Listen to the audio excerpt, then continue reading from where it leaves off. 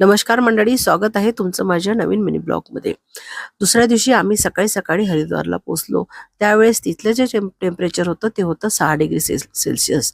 त्यामुळे आमची हालत खूप जास्त खराब झालेली होती, तुम्ही बघू शकता।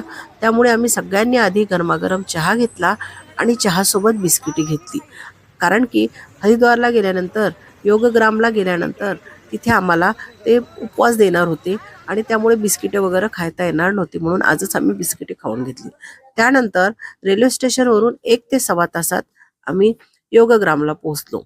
तिथे गेल्यानंतर आधी ते आपले चेकिंग करतात आणि आपल्याकडे जे काही खाण्याचे साहित्य असेल ते जमा करून घेतात आणि त्यांच्या गाडीमध्ये ते आपल्याला आतमध्ये रिसेप्शनिस्ट आणि ऑफिसमध्ये पोहोचून देण्याची व्यवस्था करतात। तुम्ही बघू शकता रस्त्याने ही जी तुम्हाला हिरवीगार झाडे दिसतात आहे, ही सगळे मेडिसिनल प्लांट आहे। प्रत्येक झाडाला एक त्यांनी कुठले नाव आहे ते तिथे मेन्शन केलेले आहे। त्यानंतर लगेच 2 मिनिटाच्या अंतरावर आम्ही ऑफिसमध्ये पोहोचलेला आहे। तिथे आल्यानंतर तिथला एक माणूस येऊन आपलं सगळं सामान काढून बाहेर ठेवतो, कारण आपल्याला तिथे गेल्यानंतर सामानाला सुद्धा हात लावू देत नाही।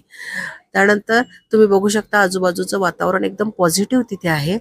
तिथे गेल्यानंतर एक फॉर्म ते आपल्याला देतात, तो फिलअप करावा लागतो। त्यामध्ये आपलं नाव, गाव, पत्ता, त्याच्यानंतर आपला आधार कार्ड नंबर आणि आपण कुठल्या आजारासाठी इथे ऍडमिट होणार आहे ते तिथे मेन्शन करावा लागतो आणि आपण किती दिवसाचे पॅकेज घेणार आहोत, 7 दिवसाचे, 15 दिवसाचे, 21 दिवसाचे की 11 दिवसाचे, हे तिथे आपल्याला मेन्शन करावं लागतो।